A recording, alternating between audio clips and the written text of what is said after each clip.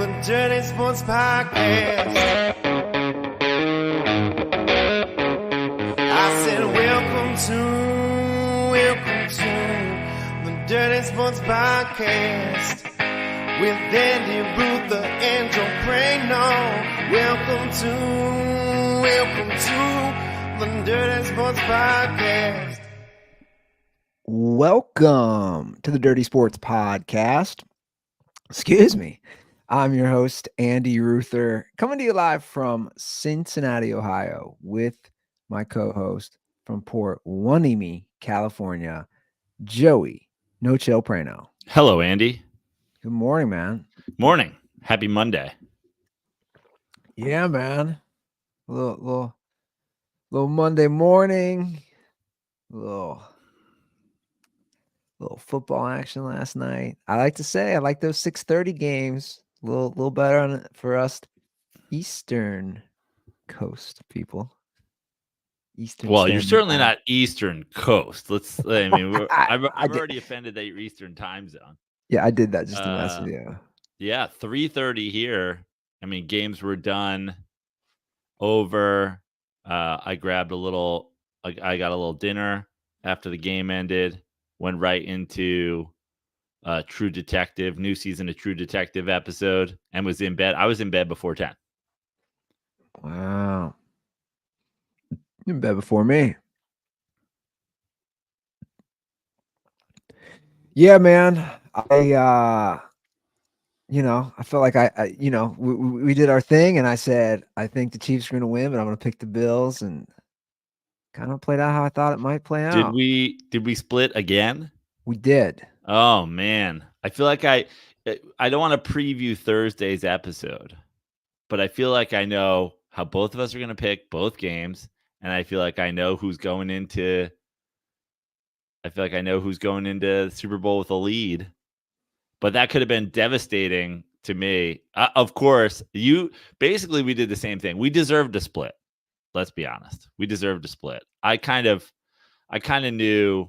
I ended up betting the Ravens to cover. I was back and forth. It was just that game by CJ Stroud in the opening round really convinced me.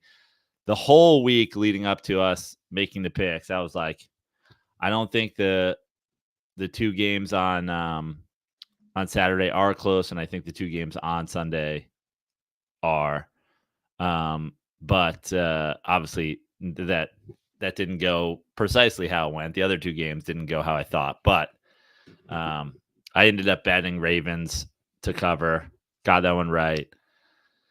But where do you want to start? You want to start with you knowing the Chiefs were going to win? Do we go in reverse? No, I want to start with the weekend. I want to start with the stat before we even hop into this. Okay, a statistic. Just from Andy Ruther, a rug nug. As it has been known back in the day. Only two teams have not made the NFC Championship from the entire conference since 1996. Name those two teams. The Dallas Cowboys. Correct. From either conference, you're saying? No, just from the NFC. From the two NFC. Teams that have not made the NFC Championship game. And the Washington Commanders. You got it. I know my NFC East. You do know your NFC East. The reason I wanted to just get that out the way, this Cowboys, I'm not going to spend too much time on it, but like, you guys have sucked forever. Like, forever. Well, again, like, the more I watch football, so much divisional round action. Andy Ruther's coming with a week removed from the Cowboys losing. Well, I just want to get it out there. Again, the regular season doesn't mean anything to me. It really doesn't. Almost to this point, it doesn't. Because I got in an argument with somebody about it yesterday, which will actually lead us to the divisional round. I don't care what the Cowboys do in the regular season. You're on the level of the Commanders. That's all I'm saying.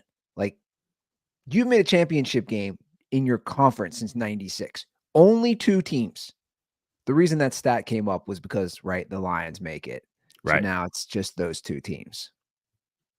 I just wanted to get that out. I saw an interesting tweet this morning that, speaking of the NFC East, the debacle that is the NFC East, that Ron Rivera was interviewing for the Eagles defensive coordinator job. And I was like, if they hire Ron Rivera, can they please hire Jason Garrett to be offensive coordinator and we can just have NFC East idiot coach Voltron Sirianni with Rivera and Jason Garrett? That's funny. Yeah, that's ridiculous. Well, we talk about like these guys. I don't know. I don't get it. They just retread shitty old coaches.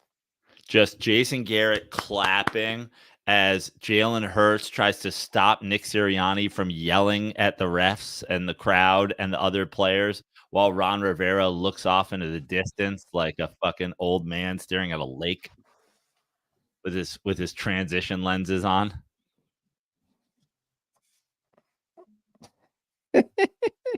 Well, look, man, we can hop into whatever you want.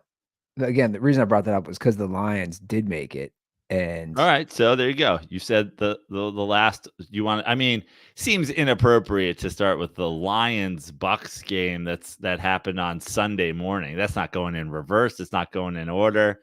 Lions fans, I know, are like, chomping at the bit this morning. Probably can't wait to hear us talk about it. Weirdly, sadly, all the Lions chat that we've done over the thing, we both picked them to win. We both had them penciled in to the NFC. I had them penciled in the NFC. We didn't have them covering though. No, we didn't have them covering. But that was, I've had a dicey at best gambling playoff so far. But also yesterday, I picked the Chiefs money line, win that. I picked a money line, 4-team money line parlay. I picked all the winners this week. I ended up switching my pick and betting the Ravens. I did lose on the Lions and I did lose on the Niners-Packers game, but it's making me, there was a moment prior to the 4-team money line parlay and the Chiefs money line hitting where I was like, man, I'm just taking a fucking bath. And then obviously, last night, two big wins, a money line is bonus money. A money line parlay is bonus money. So I got up for the weekend. But before that, I was like, God damn it, what's going on? And then I realized, well, I'm looking at these games and I'm knowing who wins. It's just these spreads that are fucking me, which obviously is a gambler's, everything a gambler's about. But that's why typically I stick to money line dogs and I stick to, playing where the value is. But, when there's only 4 games a weekend, you start convincing yourself, I got to bet them all, right? It's only 4 games. I should put a little money on each of them.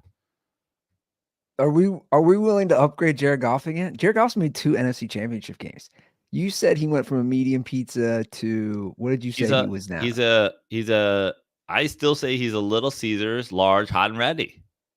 You got to remember, I was blown away when I was introduced to the Little Caesars, large, hot, and ready.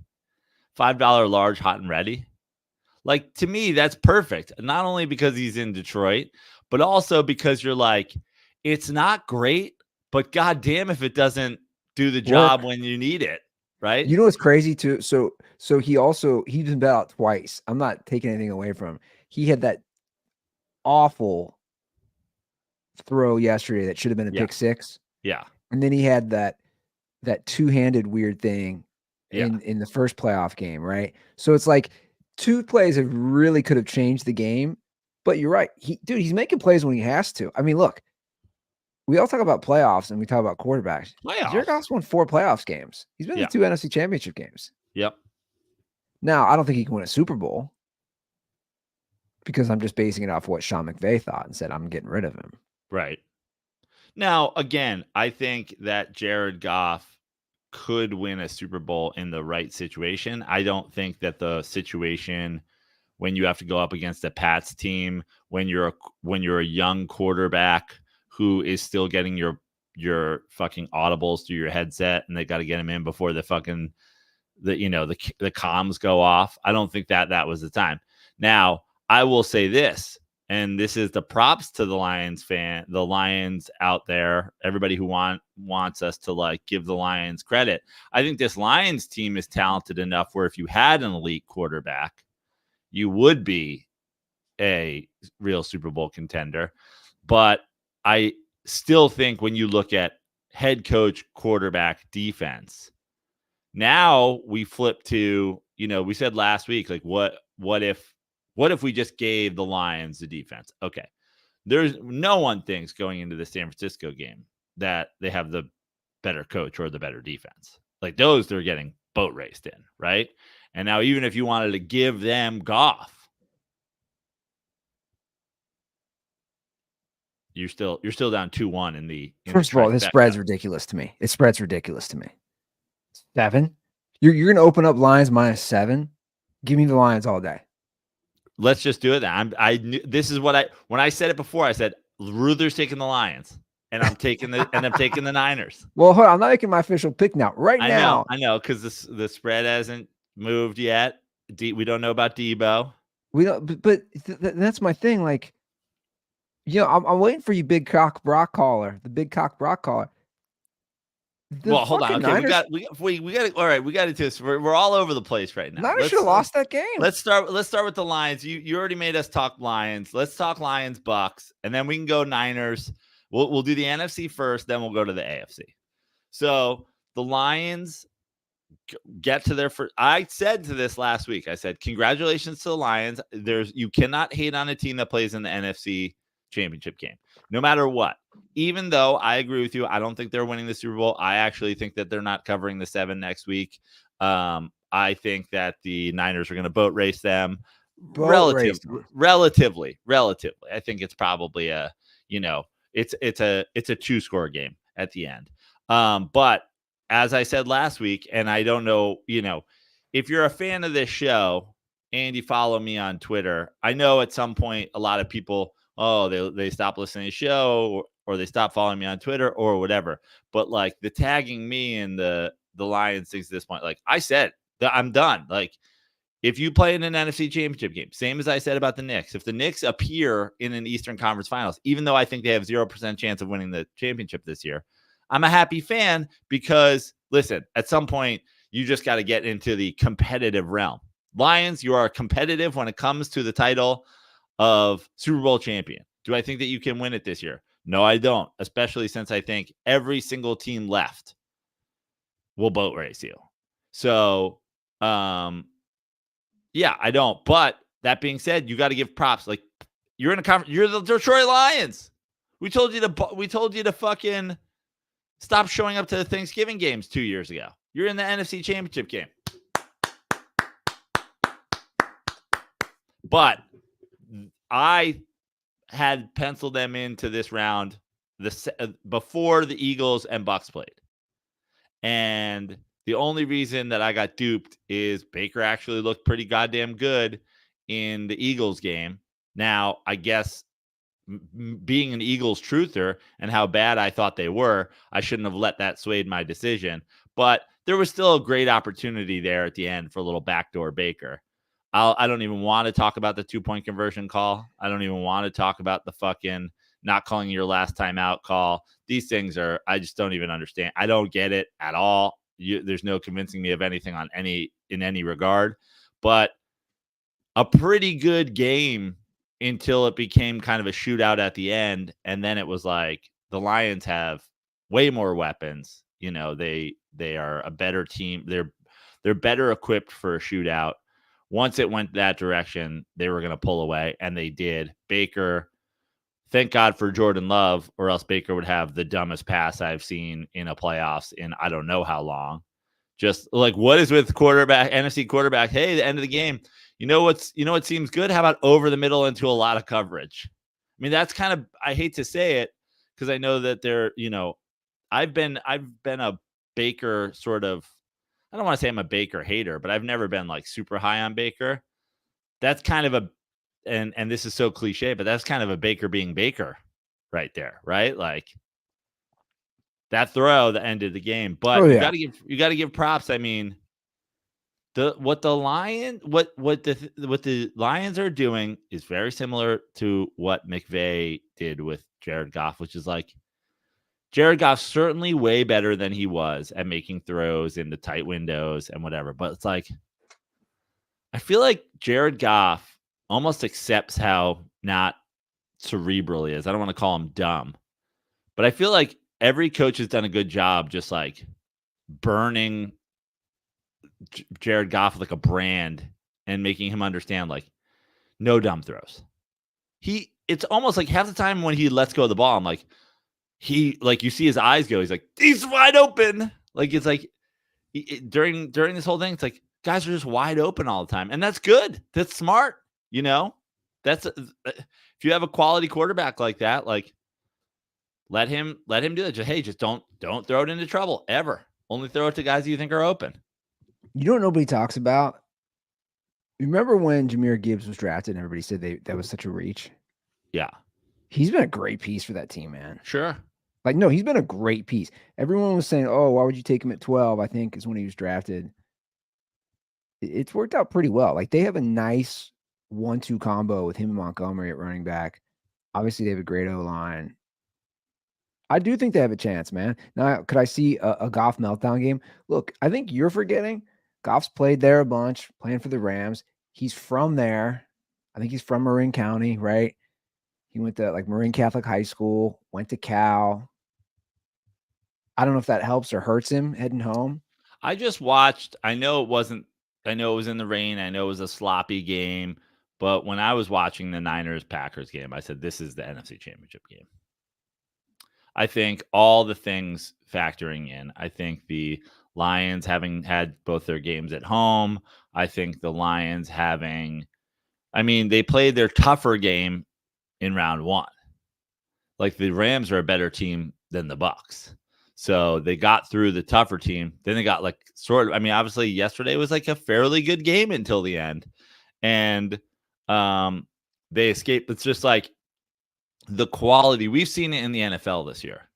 I think that I don't want to say the Lions are paper tigers. Again, you're in an NFC Championship game. So I'm putting you a rung above the Dolphins. I'm putting you a rung above the Cowboys. But in the NFL the whole year, it seems like there has been a divide. There's been a couple of elite teams. There's been a bunch of bad teams. And then in between those two, there's kind of like the paper tigers and the what are they going to do for us is. You can't say the whole year the Bills were an elite team. You can't say the whole year that the Bills were paper tigers. You can't say the Bills were a bad team. The Bills were in the Bills and the Lions were in that second rung. Question mark. What are they going to do in the playoffs? And, the Packers obviously sort of inserted themselves into that class. Packers almost run away with that game. But I just think when you look at the teams, Ravens, 49ers, I know people were sleeping on the Chiefs the whole year, but it's the Chiefs. Like those teams, to me, have been in a class all their own the whole year. And I think when we've seen those games happen this year, people go, oh, the Cowboys are blah, blah, blah. So the Dolphins the Niners, though. What's that? First of all, the Niners. So I want to kind of go to the Niners right now. Green Bay drove pretty much all game, right? They didn't have any problems driving the ball. They were in command most of that game, man. We see how important kickers are. Dude misses a field goal, and you're like, oh, shit.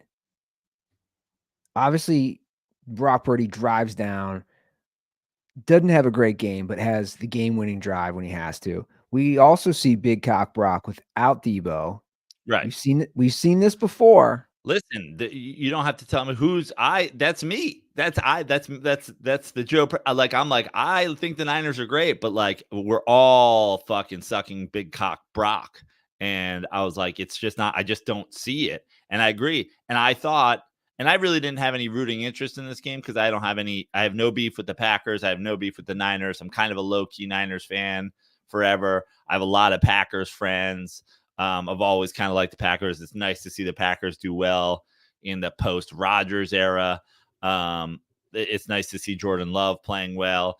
But at the same time, the Packers, there was a moment there where I was like, ooh, this has like 2011 Giants vibes, like getting hot at the right time, blah, blah, blah. But they beat the Cowboys on the road. They went to San Francisco. They were in that game. But in the end, they didn't come away with it.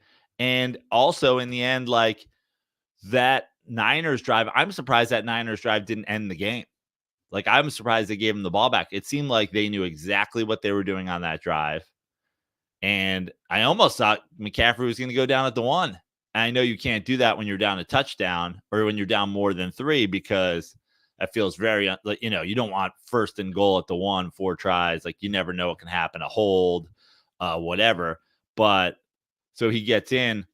They dominated that drive. They drove the ball down the field. They won the game. It's like, props to the Packers for making it further than I thought they would and giving the Niners a good game. But I think that's a better game that the Niners get from the Lions.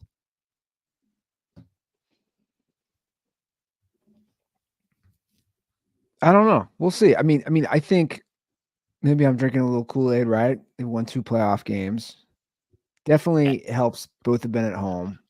Yeah, but as far as the Niners go, Lions can fucking score though, man. That offense. As far as the Niners go, though, there's no part of you that was like combination rain game / week off game, wake up call game. No, I don't use that shit as an excuse, especially weather. No, the weather's gonna limit you. Pouring. I understand it was pouring. Yeah. I don't know. Like I said, I was rooting for the Bucks, and I said if the Lions win, I'm gonna root for the Lions. It's an interesting story. I had 0 rooting interest in the Bucks Lions game. I kind of had 0 rooting interest in the NFC in general because I'm like, that's cool. But yeah, listen, I have said that the whole year. Like the question mark for the Niners, in my opinion, and I know it's crazy because everybody wanted to give them the NFL MVP in week 11 or whatever, is like the further you go in the playoffs, the tougher the teams are going to get. And Brock did not look good. He found something on the last drive, but this goes for the Bills too. It's like at some point, if you're just like a screen pass guy, if you're like a little flare out to the receiver guy, Josh Allen's going to his legs guy, like at some point, the difference between Patrick Mahomes and everyone else in the league right now is when you need Patrick Mahomes to drive a ball 15 yards down the field with a big moment on the line, you're confident he's going to do it. I mean, Brock Purdy made a couple great throws on that final drive, but a lot of the games, dumping it out here, dumping it out there, little short ones. Like, and there's certainly been some Jared Goff growth, but when I see Jared Goff before the cameras, widens out, when I see Jared Goff let go of a throw downfield, half the time I'm like, how did the guy just get wide open? And half the time they are. And you're going to have to put some balls in tight windows at some point. And I almost think, we prop up these quarterback matchups so much, but it might be really suitable in this Lions-Niners game is like which guy who I kind of think is like borderline, which guy that I kind of think's like had like success because they've been on a great team surrounded by great pieces. Which one of them elevates in an NFC Championship game and takes their team to the Super Bowl? Because somebody's going to have to do it. Yeah. We do have a call from we have a lot of Dan Campbells who like to call into the show. This is another one. Different Dan Campbell. Yeah. How's it going, Dirty Sports? This is Dan Campbell. And I'd just like to say I wonder where the Minnesota Farmer Dirtball is right now, man. We just made our ticket to the NFC Championship game, man. We're taking our rocket ship all the way there, man. He said he couldn't design a rocket or we couldn't build that rocket and take it all the way. We're doing it, man. We filled it up with grit and we're going. Vikings fans just sit at home all postseason, man. Feels good to be Dan Campbell here, man. And Bandy Andy and Joe just getting on the bandwagon just right in the prime time to do it, man. I know you didn't believe in us at first, man, but we're doing it, man. There's room on the rocket for the Dirty Sports boys. Let's go. We're going to take care of business in San Francisco, man. We're going all the way this year. Dan Talica out, man. Dan Talica. If I haven't been clear enough already, let me be clear. When you guys had a matchup against two teams that I thought were shitty, I penciled in the NFC Championship game. I have Sharpie markered the 49ers into the Super Bowl. I'm not I'm not on the bandwagon. The only thing in pencil right now is, do you cover or not? And I've tipped my hand on that, depending on where that line settles and if Debo's playing or not. But like, I have chiseled in stone. I've made a gravestone for the Lions yesterday, and I spent some time chiseling. Nice run to the NFC Championship game. No respect for the Lions. Like, I don't know what you want me to do. I told you guys last week you would win this game. I told you, I'm just calling it like I see them. You think Eminem goes to that game? Like, would Eminem go all the way out to He should. San Francisco? At this point, I think Eminem, Jason Kelce, and Taylor Swift should just be, the NFL should just be putting them in a limo to planes. Just get them at every game. Get all three at every game. Dude, it's pretty unbearable for me, man. The what? When they show her, it's just unbearable. It's like, what's funny about it is, like, of course, there's these two sides to it, and like, the truth is everybody's being an idiot about it, when the bottom line is it's very simple.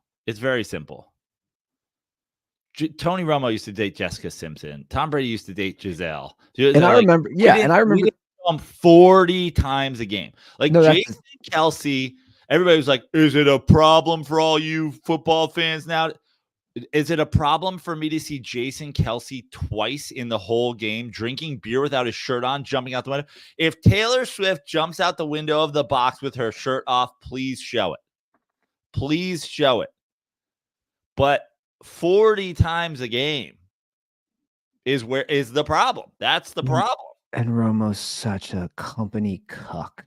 Oh, look at, like, I like the guys like Al Michaels who don't even want to go there. It's just, he's turned into such a dork. I mean, he always was one, but like, it's just, I don't want to see it. I don't want to see the fake Charger fan reactions from her. That's what it is. Yeah. You're Marianne Doe. And like, to me, it's just about the numbers. Like, Eli Manning played in 2 Super Bowls. They would always show us Peyton. Peyton Manning played in a couple Super Bowls. They always showed us Eli. And sometimes I'm like, man, you gave me one Eli a half. You gave me one Peyton on the final drive. Like, you give me 5 Peytons a game. Meanwhile, I'm like, it's the same. It's the complete. I was like, dude, Travis Kelce's dating the most famous pop star in the world. I get it. So show her twice a half. We're like, there's Jason Kelce putting on his shoes. How is Taylor reacting to the shoes? How early did you get here? We never saw Peyton entering the fucking locker room or entering the stadium via the tunnel when Eli was playing. And they were like, and this is what Peyton wore to the fucking game. It's just a matter of numbers. Like, I have no problem with them showing her. Just relax. Well, that's my point. Like, I do remember when Romo was dating Jessica Simpson and she'd be wearing his jersey and all that. Was it Simpson or Carrie Underwood? I mean, it is weird. Jason Kelce is also, he's the co-host of the most popular sports podcast, one of the most popular podcasts in the world. He's a first ballot Hall of Famer, and he is out of focus in the background shot of Taylor Swift. He's eating a cheese plate. Like he's doing the Ziggy Piggy with a cheese plate in the background and washing it down with 2 beers, taking his hat off, doing a fake machine gun, doing the Degeneration X thing. And it's all happening in the background out of focus while she adjusts her beanie. Like, yo, show me the fucking NFL Hall of Famer doing the Kool-Aid Man running from one owner's box to the other through a wall. Make that the focus. Shift the focus. Well, another tough one for the Bills fans, man. I love that they showed that dude crying too. We came full circle from last week's Dirty Sports and we talking about grown men crying. Like, you gotta be used to it at this point. So they've lost now back-to-back divisional rounds at home. Here's the thing. Josh Allen, I thought, played a really pretty good game. There are some drops, man, that like that long ball to Stephon Diggs, for example. It really wasn't broken up. You just dropped it. There were some great plays. Like Shakir that like on the touchdown, but there were some. I mean, that throw on that touchdown was incredible. It was incredible. Yeah. But Josh Allen on those, the guys coming back to the ball, Josh Allen has a literal arm cannon. Like that's a throw, not to do the Chris Conner. That's a throw maybe not my 3 guys in the NFL can make. I mean, list them. List guys who can make that throw. You got Patrick Mahomes, you got Josh. That might be the end of my list. That might be it, man. No doubt. But down the stretch, like you were in a situation in that game at the end. You had to score a touchdown.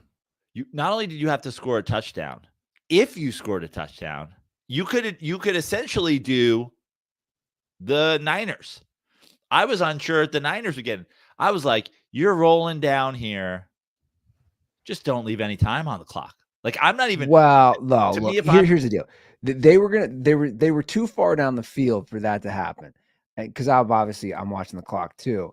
But I kept saying, you get a field goal, and obviously he missed it. But I was like, if you get a field goal, but the whole game, the Josh Allen runs are working. And Mahomes you get down there, a field goal back. and you're not running, you're not dropping back to pass and then letting Josh Allen go and picking up 6 or 8 and running even more clock. I'm not saying Josh Allen made a big mistake on that third down, right? Yeah. And they talked about that. What are you doing? Dude, there's a guy open to get 6 or 7 yards to make it a much easier field goal. I don't know what he's doing. This is my point about the whole thing is it felt like he's quick to go to his legs, but then he's not in those situations. And then, I mean, the drive fizzled because he just missed. He missed a throw bad, and then he missed a read bad. On back-to-back plays. Like, Josh Allen, listen. You're talking about the short hop in the end zone, then the missed read. Yeah. And you go from what? For like, I think they went, what'd they do? It was 3rd and 9, so they go first. They get a yard on the run. It was a 44-yard field goal. Yeah. Scott Norwood. By the way, that wasn't even close. Like, it wasn't even close. You just can be wide right. To be wide right. Unbelievable. Unbelievable. I don't even care. I know there's a whole thing. You don't, when I go play golf, you don't go like, don't miss it short. You don't say that to people. But like, for the coach who did the 9/11 speech, I might have grabbed my kicker by the face mask and be like, I don't know if you know anything about the history of the Buffalo Bills. You're a young kid. You probably weren't even alive when this happened. But if you miss it right, we all die in the Twin Towers. And he's like, what? It's like, doesn't matter. It doesn't matter. And he's like, I don't know what you're talking about. You don't need to. All you need to know is if you miss it right, everybody here is dead. This whole stadium dies if you miss it right. That's all you have to do. Don't you imagine? Though? Listen, imagine that the 2 goalposts are the Twin Towers. I don't care if you kick it between the 2 buildings. I don't care if you hit Tower 1. But under no circumstances can this ball be anywhere near Tower 2. You cannot hit tower 2 or barely miss tower 2. Are you understanding? Avoid the south tower at all costs. But you agree, right? Even if he makes that, I'm saying, because my buddy and I were watching the game, I said, he makes that. You're giving Patrick Mahomes almost 2 minutes. He's going to get a field goal. He's going to drive like you have. I kept saying you have to score a touchdown here. You have. That's why, and listen, that's why I was saying, like, it felt like there was a different strategy between the Niners' final drive and the Bills' final drive, and the Bills were moving the ball really nicely, and then all of a sudden it's like pass, and it's now you've left a lot of time left on the clock, even if the field goal does go through. Because who doesn't? And let's talk about that. The reason we have confidence in Patrick Mahomes driving down and winning the game is because everybody did this thing. Patrick Mahomes and the Chiefs and I don't know, maybe this is not the year. And now they're gonna go on the road. Bruh, played fucking fantastic. Yeah, it was the best offensive game all year, in my opinion. Patrick Mahomes is like, I mean, I'm a stan of Patrick Mahomes' talent, and I'm a stan of what he's been able to do so far. I'm a stan of his athleticism and his arms, and I'm a stan of just the way he plays. I'm not the biggest fan of the guy as like a thing, because you're kind of a dork.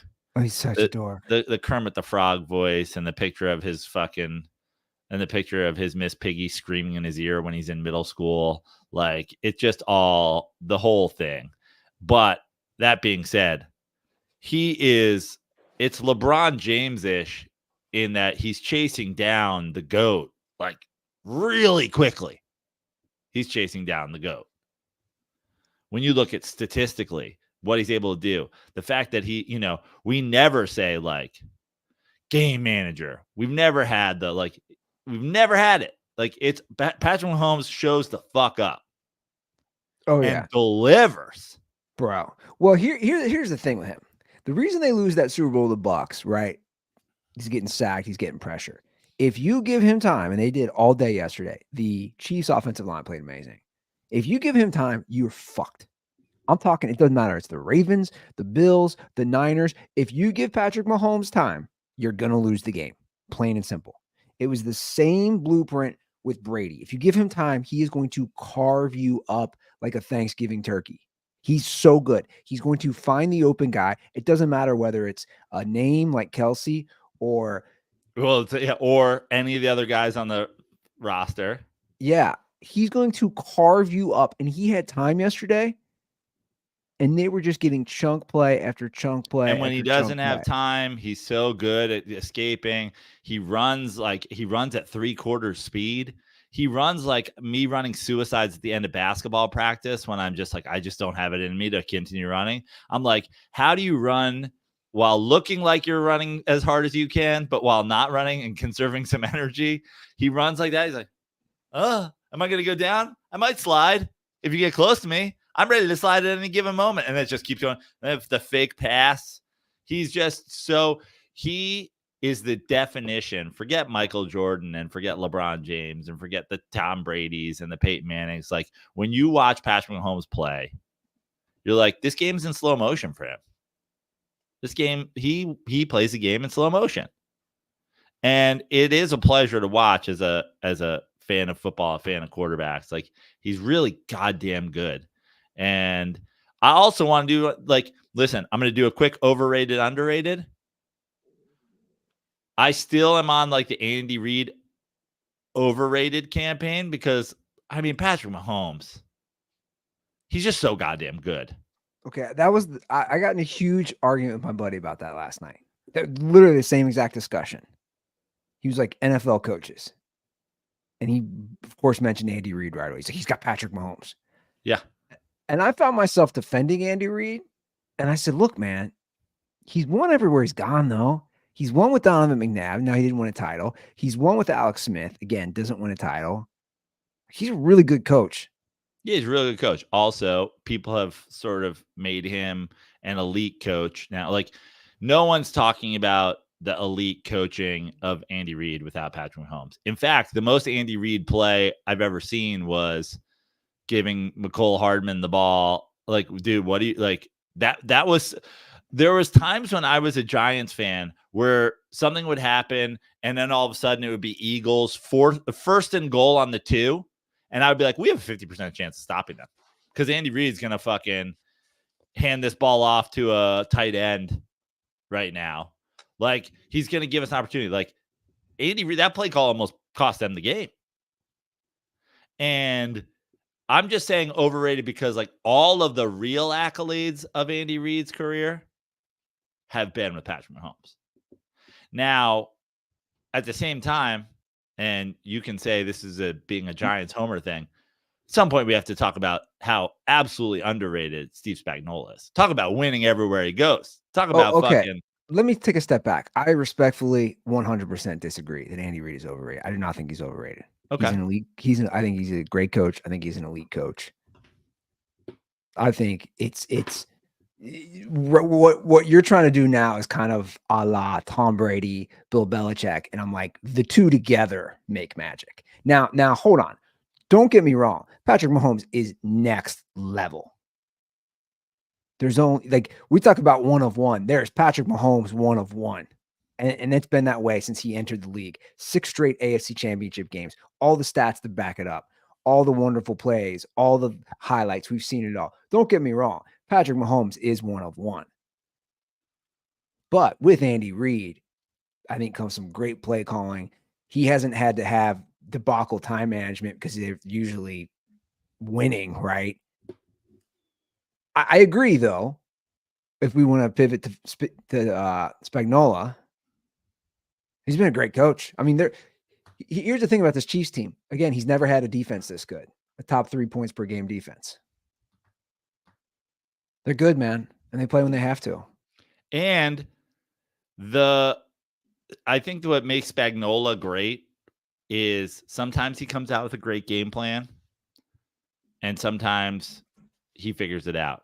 And yesterday, it looked like they weren't going to have an answer for Josh Allen. And then down the stretch, they just got tighter and tighter and tighter.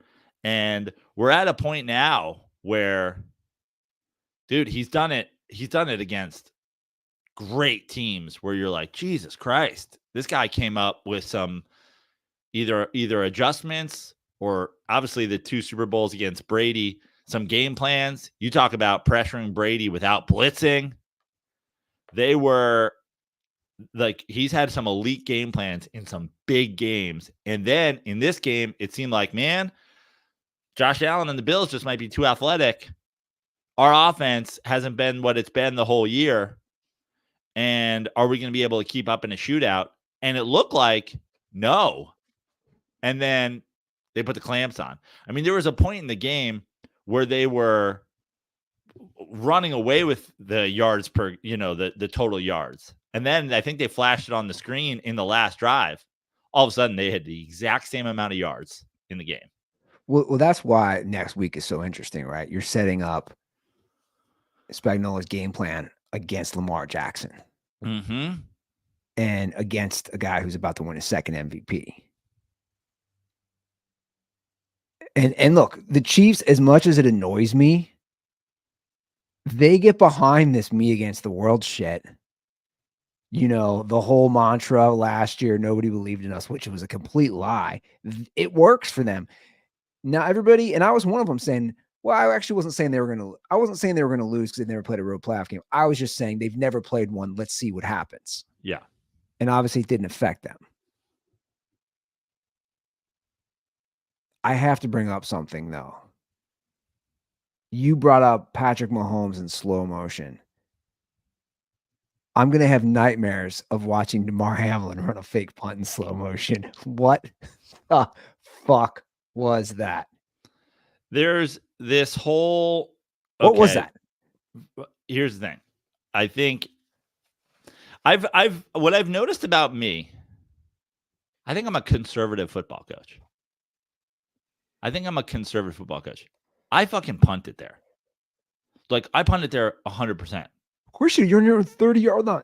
But Excuse me. the analytics, I guess here's the thing. In order of what I would do, I would punt it there, then I would go for it, and then I would fake punt. Now, listen, I will hear the argument that was being said on the broadcast that they had 10 guys on the field. I won't. What's that? I won't. I'm here for it. Listen. Who's DeMar Hamlin running the ball for? DeMar Hamlin? Right. Guy literally was dead last year. He's Yeah. the guy who just rose from the tomb. Lazarus is running the ball. He's been dead for 3 days. It felt like that's exactly what they were doing, though. It felt like this is going to be a big. Not only is it a momentum swing if we get a fake punt, but it's a momentum swing if we get it with this guy. And in the end, it was the complete opposite. It was a huge momentum swing that you didn't get it, and you have to have the corpse of DeMar Hamlin slowly walking over to the sideline while the camera pans into the inside of his eyeball, and you see one tear like the fucking with like the Indian on the side of the road watching litter. Like it was just like the one small tear coming out as he realized the worst thing. he was set up to fail. There's that infamous Pat McAfee fake punt. Like this is up there. I'm not hearing the 10 men on the field. Who cares? Dude, I'm hearing it because, here's why I'm hearing it. Because I'm a gambler. And when you play blackjack and you sit at a blackjack table, the odds are you're going to lose. The absolute only way to play blackjack is to pound your value situations. You got to double down. You got to double down when you got the soft cards. You got to double down. You got to double down when you got a 9 and the dealer's got a fucking 4 showing. You got to double down. You got to take all of those situations. And in a game that's pretty evenly matched between two pretty evenly matched teams, it's going back and forth. When they give you a double down, when the dealer's showing 10 and you're showing 11, you got it. I'm here for the audible to the punt, the fake punt, if they're down a man. That's football, baby. You don't have a guy on the fucking other side of the field, but then you better be able to execute that every single fucking time. This is the spot where they're deficient because they don't have a player out there, and now we know we can run this. With DeMar Hamlin. I also kind of love the DeMar Hamlin thing because if you get it, God. it's a huge momentum swing. But that's execution. If you don't get it. I mean, this comment on YouTube sums it up. Make-A-Wish kid-ass play. I mean, it is. The Make-A-Wish play. That was a Make-A-Wish play. But here's the thing, Andy. We dunk on analytics all the time because analytics don't consider momentum. And I think the Make-A-Wish kid-ass play also doesn't consider momentum. It's a huge momentum swing if you get it. Huge. Well, look, they got bailed out. I'll say this, maybe even a bigger momentum swing if you get it than the momentum swing of them not getting it. Well, look, obviously it didn't work. They get bailed out by the fumble out of the end zone, which let's just change that rule already. I love that rule. How? I'm the only guy in the world who loves that rule. You are. What are we doing here? Why should you be rewarded? Put the ball back at the 20. No. Don't fumble the ball in the end zone. So okay. So let's do a hypothetical here. Everybody hates this rule, and I'm like, it's a terrible rule. I disagree. So you drive down an entire field, and you fumble the ball. You lose possession. Yeah, because here's the thing. Here's why the not thing. just loss of down and ball? If you fumble the ball into the end zone, okay. If you fumble the ball into the middle of the end zone, you can't recover it for a touchdown. Okay? Because you can't advance it. So there's only the opportunity of the defense recovering your ball. It's precisely why they run these plays that go to the pylon, because it's a safety zone. It's a safety zone. If I fumble or if I get knocked or if I do this, I'm running this pylon. I'm running this safety. You shouldn't have just like, oh, we live in a world where like I can run over here and not have to worry about anything because I'm just running to a safe area. No, if you fucking lean out and you fumble the ball, I'm totally okay with it. Like I'm all about like in a league that is so offensive offensively dominated in a league where I watch these defensive backs and I'm like, I can't even imagine a human being athletic enough to play defensive back in the NFL at this point. Like you're just like, dude, at this point, you're just like, accept that the majority of guys, there's 8 guys in the league who aren't just getting cooked on a daily basis. Like who running downfield with a guy, the pass interference or the catch or the whatever, like it's impossible to play defense. We're just going to make it more offensive friendly. We're just going to one more thing for the offense. I think if you get down there, protect the fucking football. You're on the goal line. Bill Belichick doesn't let you reach the ball out. Yeah, protect the ball. You shouldn't lose possession. Unless Why not? That's what happens when you fumble. You lose possession. Not always, though. That's the point. If you not fumble always, the ball, right? Not Joe, always, because if you fumble the ball out of bounds, you don't lose possession. Right. But that's why you're down by the goal line. You're on a Joe Prano island on that one. I know. And because I'm sick of hearing teams like, oh, our player in the biggest spot on the field decided to fumble and we're going to punish him. How dare you? So you don't think that's fair to just put the ball, loss of down, put the ball at the 20? No. I mean, it's fair, but I also think, how does that work now? So now it works this way. Again, let's say it's first or second and goal. You're back at the 20. It's going to be way tougher to score, and you have to settle for 3 points. You're still giving it's still points. Basically, it's still 95% chance for points.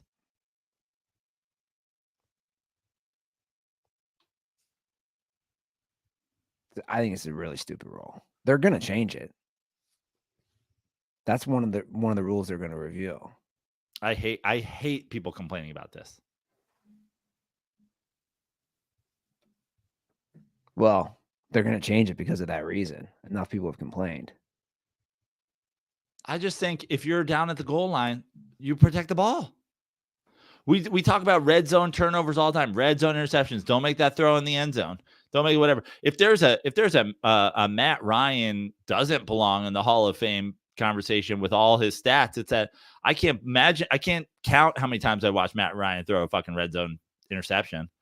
And I'm like, why is it that you become inept when you get into the red zone? To me, it's like when you're in the red zone, get points no matter what. Protect the fucking football. Also, dude, it was first down. Why are you leaning over the goal line? Instead, you get it's second and goal on the half-inch line if you go down, but you're reaching. Well, you know why? Stupidity. Punish stupidity. The minute you break the plane, that's a touch. Yeah. Yeah. So you better fucking break it and hold on to the goddamn football.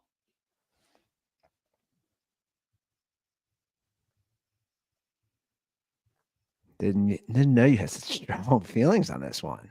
My strong feelings on it are I think the rule's fine. And every time it happens, worst rule in sports. The whole internet, worst rule in sports. We're going to have a game decided by this. Have a game decided by what? Offensive player being reckless with the football on the half-inch line? Yeah. Yeah, the game's going to be decided on this. Do you think Sean McDermott's job should be in jeopardy? No. And here's why. Patrick Mahomes and the Chiefs beat everybody. Like, I picked them to win this game. Like, at some point, we got to be, give credit where credit's due. Like, you're looking for a guy to get you over the hump against the Chiefs. I don't know if you're gonna find that guy out there. Who's the guy who's the head coach where you, and this is a serious question, Andy, you can replace Sean McDermott with any coach yesterday before the game. Who's the coach where you are then suddenly confident Bills -3? No, I agree. I don't know. I wouldn't replace him. Bill Belichick?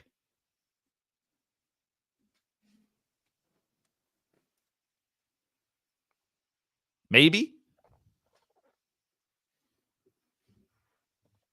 Yeah, it's the Chiefs conference until it's not. And even if the Chiefs lose this week, it's still the Chiefs conference. Yeah, because based on Brady and recency. the Patriots lost some fucking AFC Championship games and lost some Super Bowls and lost some playoff games. For sure. But they're going to be right fucking back there next year. Yeah, I mean, it is. It's the Chiefs until it's not for a few years in a row. Which brings us to the Baltimore Ravens, who, after a close first half, just beat the shit out of the Texans. Texans never had a chance offensively. Yeah. Yeah, the punt return, they were hanging in there defensively. Great defensive coach. But they had no chance. They were not running the ball. Stroud wasn't, they weren't giving Stroud those looks that he was getting in the last week of the season and whatever. Again, I don't know how I woke up, the lines were showing. I was like, yeah, they're kicking their ass. And then I just talked myself out of it. And then I talked myself back into it before I bet it. I think that's kind of the thing. I think, the Lions are better than the Texans. But I think in the end, I just settled on Ravens have been an elite team the whole year. Nice little story here for the Texans, but they're an elite team. And I think that was just a class, different classes of football team. So I know there's probably people listening as well. I had a discussion with a buddy who he's ready to crucify me on my Lamar Jackson takes because of that game. So we're texting yesterday about it, and you're wrong. And I said, yeah, he had a nice second half. But I'm going to say this, and this is not me moving the goalpost. And this is what I said to my buddy on text. I said, look, man, he had a nice second half. I'm not taking anything away from Lamar. But I said, whether it's Lamar Jackson or any quarterback in the NFL, let's put things in context for his season and all his seasons, to be honest. And this is what I said. The Ravens have the number 1 ranked points per game defense, number 1 ranked rushing yards per game, which obviously Lamar contributes to. And this was my point. If you give any quarterback, and actually I used Burrow because my buddy's a Bengals guy. I go, can you imagine Joe Burrow with the number 1 ranked points per game and the Bengals, who the last 2 years have had the bottom 3 rushing yards per game with the number 1 rushing yards? I go, who the fuck are the Bengals losing to? I said, and this isn't taking anything away from Lamar.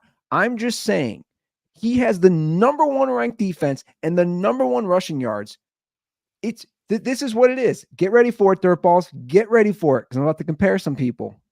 This is what it is. And the numbers line up. His numbers are so spot on. 2013 Seattle Seahawks. Because guess what? They had the number 1 ranked defense and they had the number 3 rushing yards per game. And if you pull it up, because I did. If you pull up Russell Wilson's 2013 and Lamar Jackson this year, they're within 300 passing yards. Russell Wilson, 2 more touchdown passes, but also 2 more interceptions. They're within 300 rushing yards. Now, Lamar beats him in rushing touchdowns 5-1. But my point is this, and I'm not taking anything away from Lamar.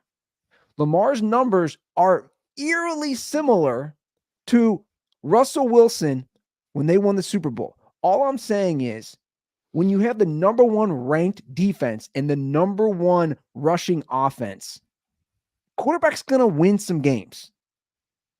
He's not putting up insane numbers. This isn't taking anything away from Lamar, so I'm not willing to take that L like my buddy wants me to take, or from anybody.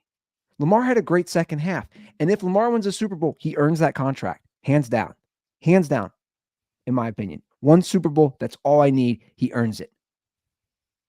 But don't sit there and tell me he doesn't have a shit ton of help his entire fucking career. That's all I'm saying. Dude, imagine Peyton Manning with the number 1 ranked defense and the number 1 rushing attack. Get the fuck out of here is all I'm saying. People who want to crucify, oh, you're so wrong about Lamar.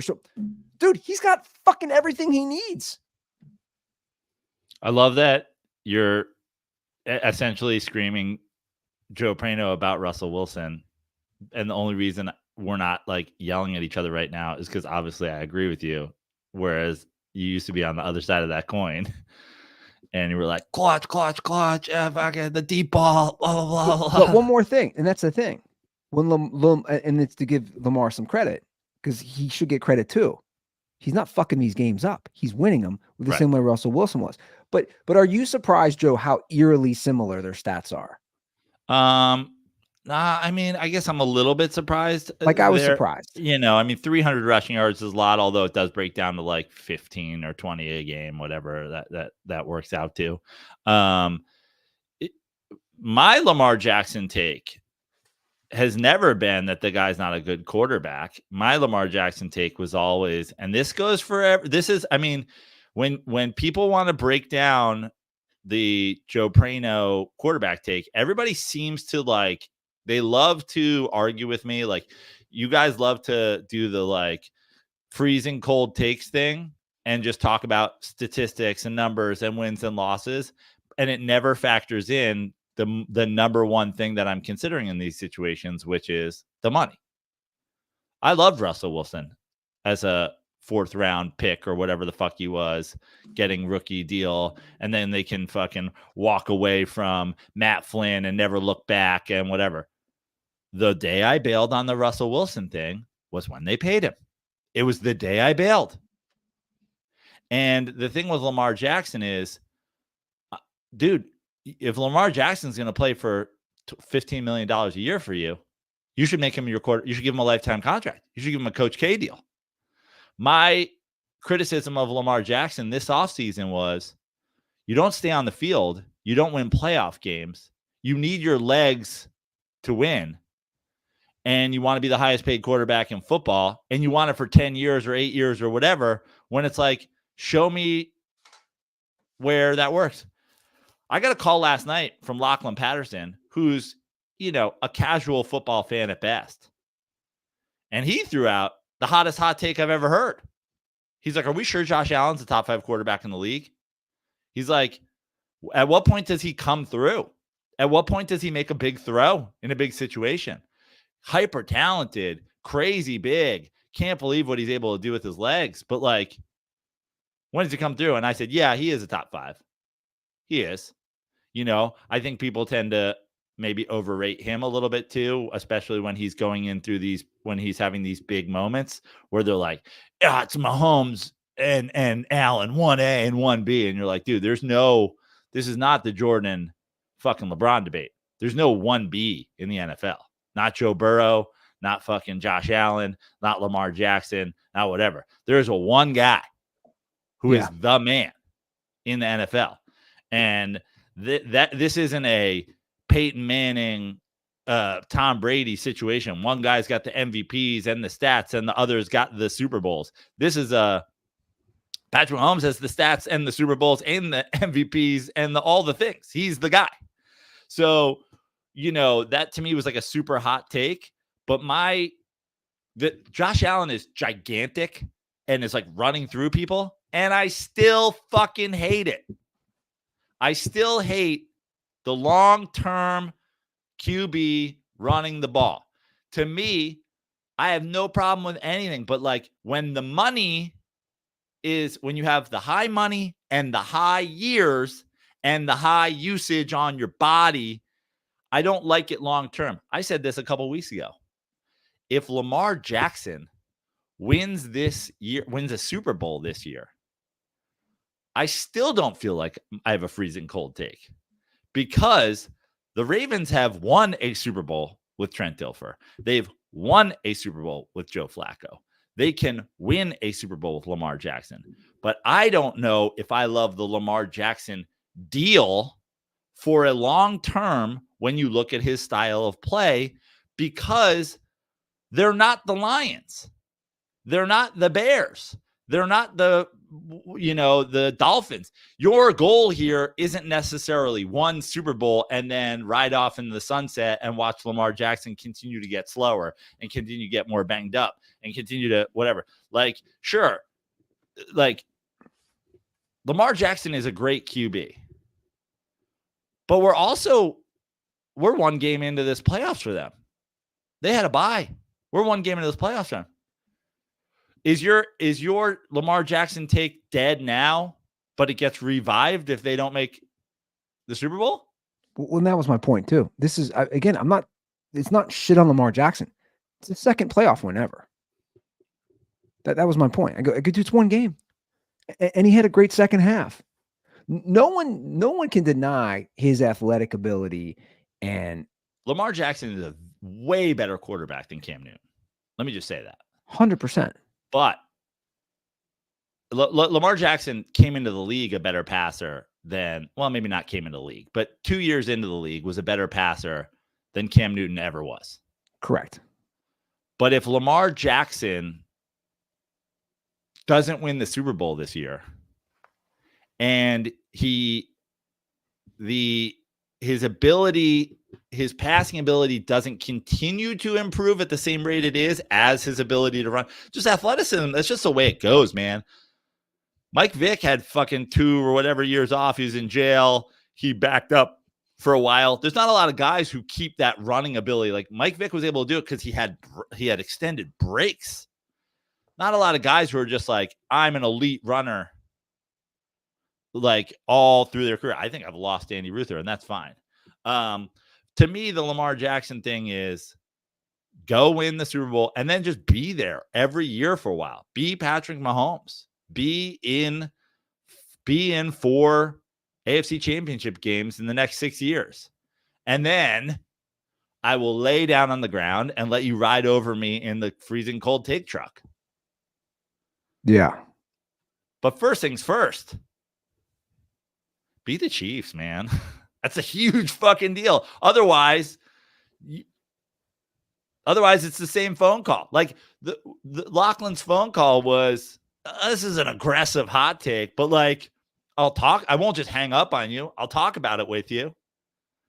You know, and the same thing goes for fucking Lamar Jackson. Listen, Joe Burrow beat the Chiefs.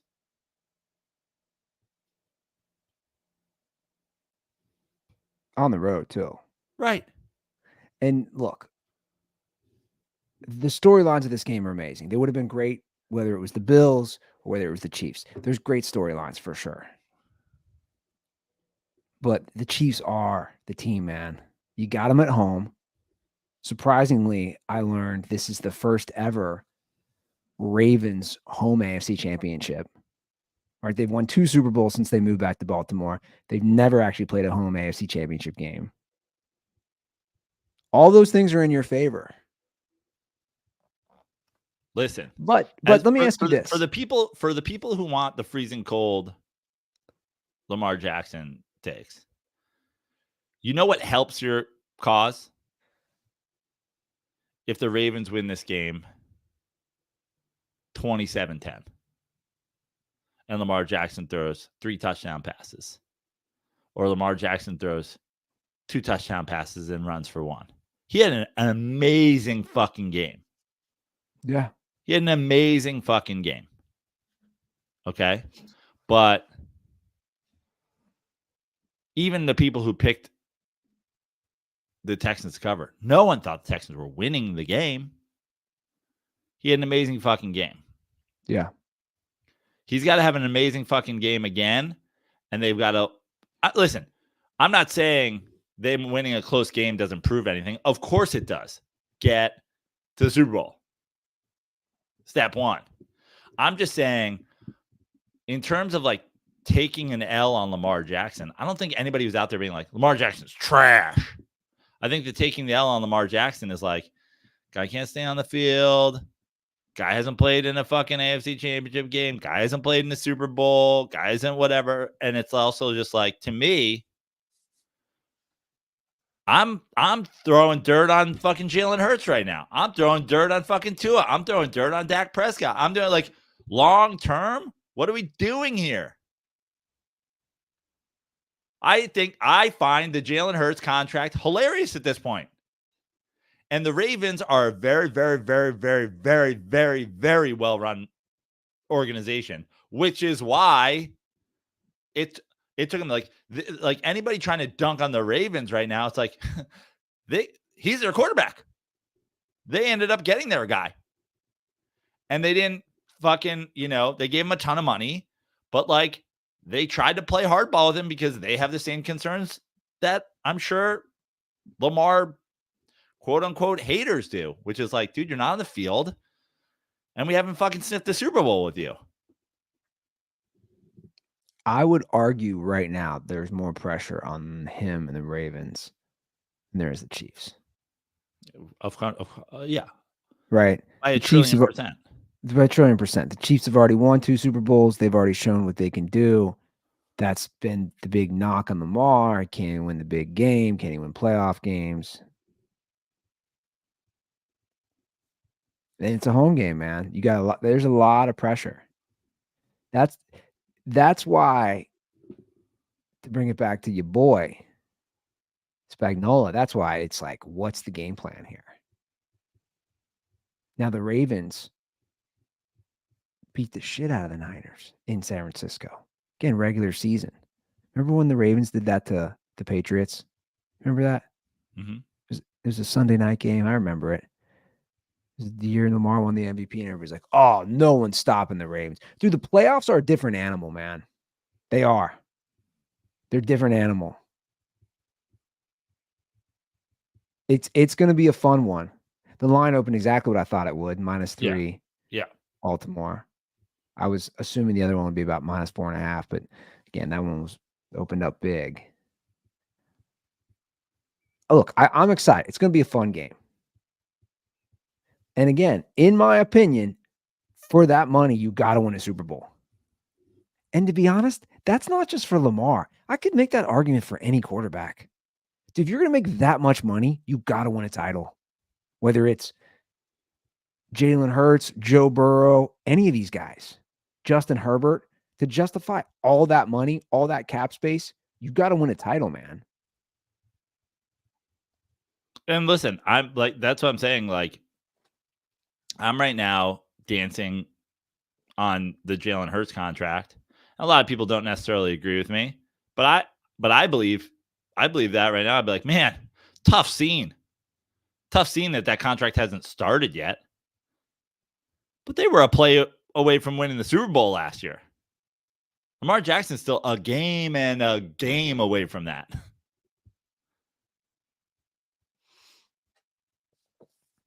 Yeah. I know.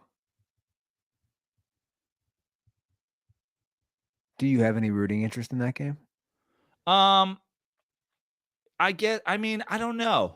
That's tough. Like the thing that's tough about the Chiefs for me this year is,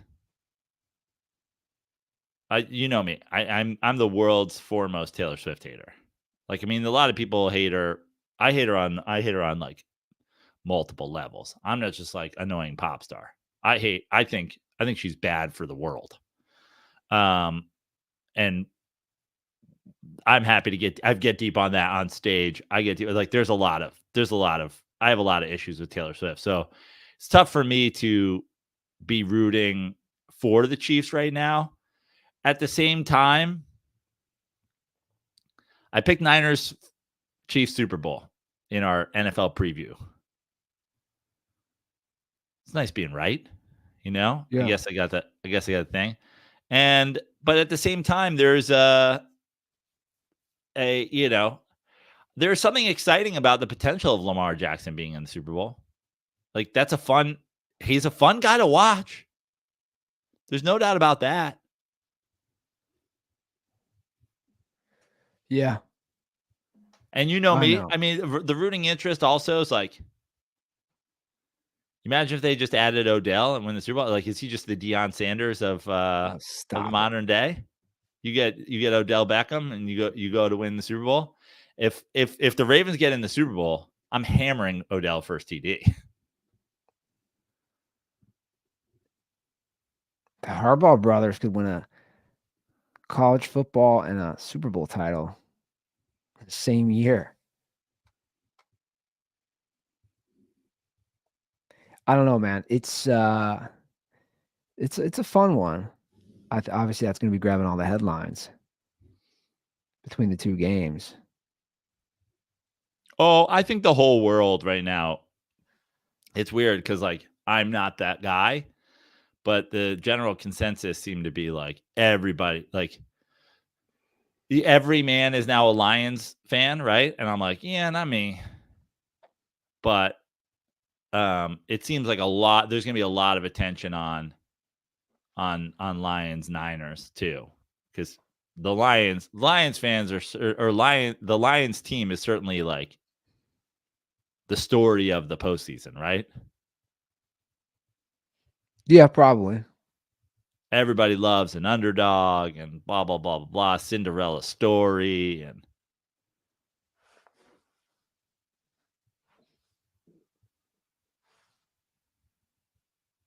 so, do you remember the call that Alex from Kentucky made last week? oh god, yeah, of course. I mean, he's probably giving you nightmares.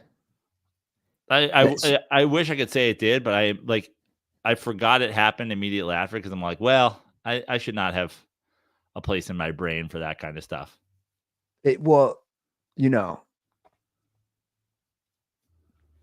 that call, which I like to call the Spectrum calls, was so bad that he brought out a dirtball who's never called the show. Wow. Love it. Let's fucking go. A dirtball that we know? No, but just like a long time listener is like, I have to. I'll just play it. I'll just play the call. I know. I love when Andy previews the entire call and then gives it to us. Boys, what's up? This is Clay from Columbus. Number one, quality of life dirtball. Guys, I've been listening to this podcast for 8 years or something like that.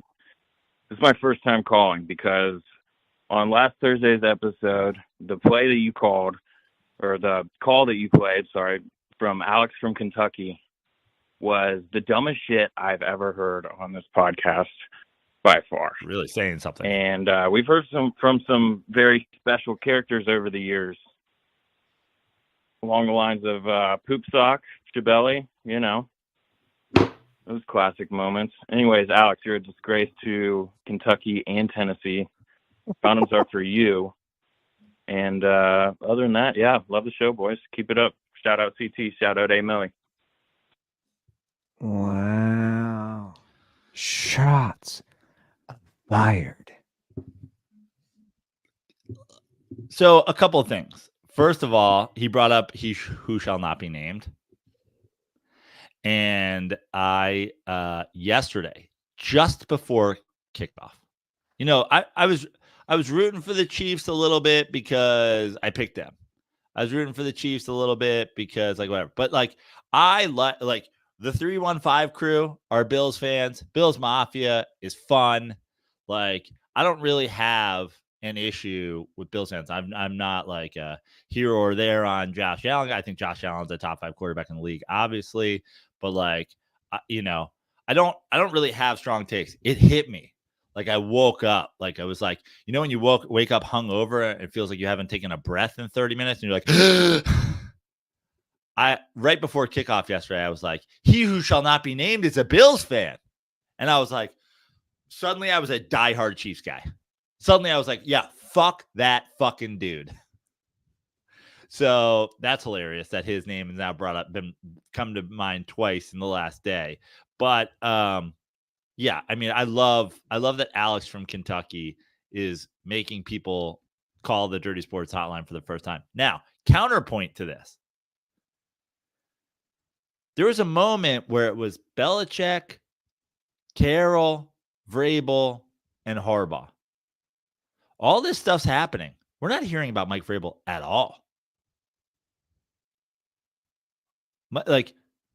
Second interview with the Chargers for Harbaugh. Second interview for the Falcons for Belichick. Seems like those might be circling the drain here, right? Is Mike Vrabel not going to coach in the NFL next year?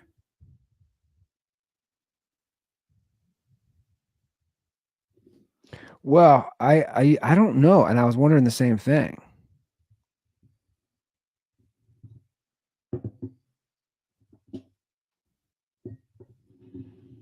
What about the Seahawks? A younger version of Carroll? I mean, is that what he is? Yeah. Basically.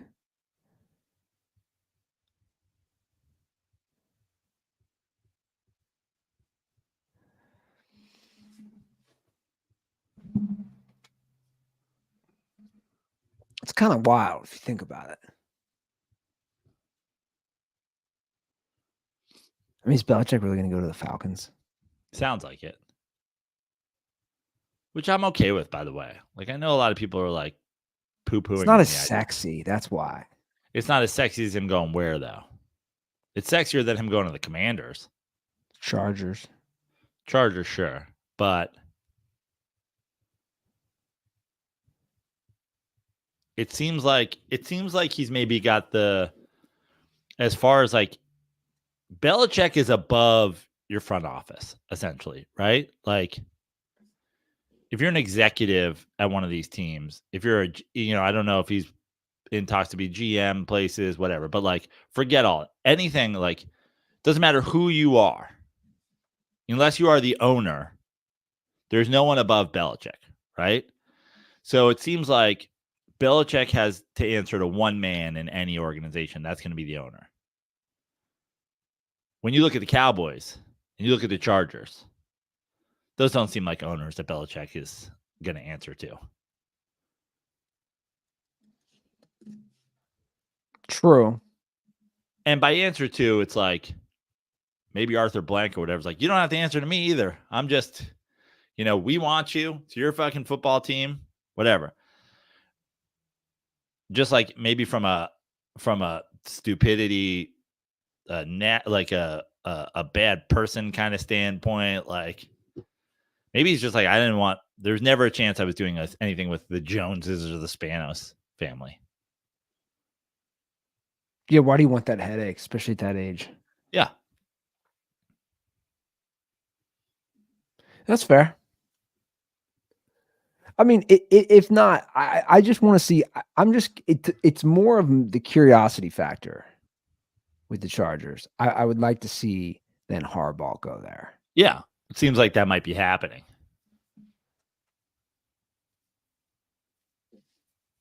Yeah, if he wants to leave. Do you think there's any fear if you're a coach? Obviously, Harbaugh's a smart guy and a good football coach. Do you think that there's any fear that you're like, do I join the fucking Chiefs division? Yeah, why wouldn't there be? We just talked about it. It's the Chiefs. Not just the division. It's the Chiefs conference. It's been the Chiefs conference for 6 years. Basically, since the Patriots won their last title. It's been the Chiefs conference. Do you think there's any part of Harbaugh that's like, let's see how my brother does next week against them in an AFC championship game before I decide to fucking join their division? I mean, a lot of people would say, listen, Ohio State had a stranglehold on the Big Ten the way the Chiefs do, and he went in there and he's turned that around. But well, Patrick, I mean, again, it all goes back to the quarterback. Patrick Mahomes isn't going anywhere. Yeah. If Patrick Mahomes, okay, this is what, year 6 as a starter. Imagine if he has a 15-year career. You could deal with that shit for 9 more years. Right. Good luck.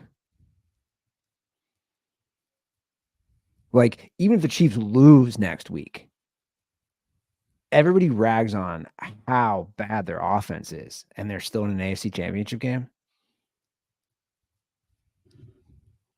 All these drops, all these shitty receivers. Doesn't matter. Now, I'll throw out something. Okay, go ahead. I'll say, now, if Travis Kelce retires, then it gets interesting. If the old safety blanket's gone. And look, here's the thing. If the Chiefs, let's say do you think that's a possibility? I do if they win the Super Bowl. If they win the Super Bowl, what do you put it at? You put it at 50-50? 50-50. I know there's a lot of talk of, we all know he's eating all this up. He's a next level star now with the Taylor Swift thing. He's in a million commercials. Does that fall off when he's just like out of the limelight?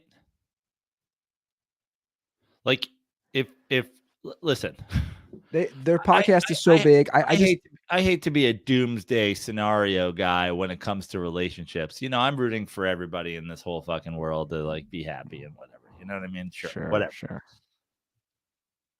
You talk about, hey, the Chiefs, man. Chiefs are going to be there. No matter what happens, Chiefs are going to be there. Chiefs are going to be there. Chiefs are going to be there. With almost more certainty than Chiefs are going to be there, I can say Taylor Swift's going to fuck up her boyfriend shit. Like, she just seems like a pain in the fucking ass. I mean, you talk about a high maintenance, absolute fucking mental case, weaponizing therapy talk, fans that are gross and dumb. Like, you're Travis Kelce, you retire, and then Taylor Swift and you break up. Now you're what? Podcast guy?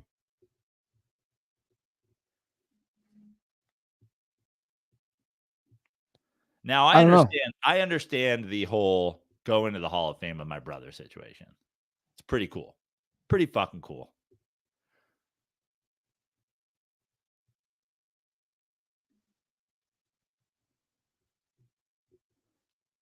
There's been talk, I think there's been talk that maybe a Tom Coughlin Tom Coughlin wasn't already voted in the Hall of Fame, right? I think there's talk of like Tom Coughlin voters will like wait to vote for Coughlin because they want him to go in with Eli. But I get it. Kelce brothers going to the Hall of Fame together. It'd be a pretty fucking cool day, you know? Travis has on some fucking wild, designer shirt on under his gold jacket. Jason Kelce has nothing on under his gold jacket. Like, I get it. It'd be cool. But at the same time, you're on the verge of a dynasty if you guys win the Super Bowl this year. Well, they are. I mean, that's a mini dynasty already. Sure. But you win back-to-back Super Bowls in 3 and 4 years. And that's what the Cowboys did in the 90s. Yeah. That's what I'm saying. That's a dynasty last time they were relevant. Right.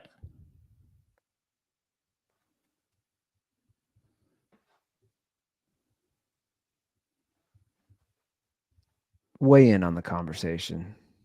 310-359-8365. Weigh in on anything. I wanted to touch base on one last thing. We talked about the Niners Packers game. You sent me a tweet that you saw, and I sent you a reply to that I saw, which was, the comparison of the 3 last Packers quarterbacks and, the how their careers kind of mirror each other, the backing up of Rodgers, the backing up of Favre, the coming in, the looking just as good, the better. Love has the highest quarterback rating of any Packer ever. Like, he does, blah, blah, blah, blah, blah, blah, all these things. Was he Weekend at Bernie's too? Was he taken over in a voodoo thing by Brett Favre on that last throw? Was that the most Brett Favre throw you've ever seen in your whole goddamn life? Yeah, it was. Like, was he like, is he in the huddle and all of a sudden he's just like been himself the whole game? And he's like, all right, here we go. Wrangler jeans, throw it over the middle, steal money for a volleyball court on 2-on-2. And they're like, what the fuck just happened? He's like, after I make this throw, I'm going to show y'all my dick. And they're like, why is he talking weird? He's like, hut. And they're like, fuck, he's Brett Favre. And then he just fucking, it's crazy. Most reckless throw I've ever seen in my life. There was a minute left given this situation. Yeah, there was a full minute left in the game. Like a full minute. Off balance, cross body into the double coverage, middle of the field. Somewhere Brett Favre was at home with his fucking 4.5-inch cock falling out of his Wrangler jeans, being like, I tip my cap to you, sir. That was some Brett Favre shit. That was the most Brett Favre shit I've ever seen. It was so reckless. It was Freaky Friday. It was so reckless. It was like do you remember the original fucking Freaky Friday, which was Kirk Cameron and fucking Dudley Moore in the track star game? You remember that movie? I'll be honest. There's been so many. I didn't know that one existed. Yeah. This is that. All of a sudden, it was raining. There was a bolt of lightning, and all of a sudden, Brett Favre was inside Jordan Love. Grab your flip phone, boys. After I make this throw, you're going to take some pictures of my dick. Saying, what? And they're like, what the fuck? It He's sucked gone because you know full what? Favre. That drive had all potential to just be like, this is a wild game, man. And it just ended, just boom, just abruptly. Just a terrible. And then I love the guy trying to return it. I was saying the same thing. Return it for the cover. Return it for the cover. Everybody else is going, go down. I'm like, stay up, lateral it. Yeah, that was wild. That was insane. All right, well, let's wrap things up here. Got a nice preview coming Thursday, so we'll jump into all those things on Thursday. And you already have our picks, basically, although Andy's going to monitor the line all week, and I'm going to monitor Deebo Samuel's health. But I told you guys when the show started, I already knew who both of us were picking in both games, and I also know where we're going to sit. Oh, you know who I'm picking Ravens Chiefs game? Yeah, I do. Do you? Yeah. Do you? Unless I can Brett Favre take over your mind and convince you otherwise. I know in your head you think I'm taking the Chiefs, don't you? Yeah. Okay, And here's the thing.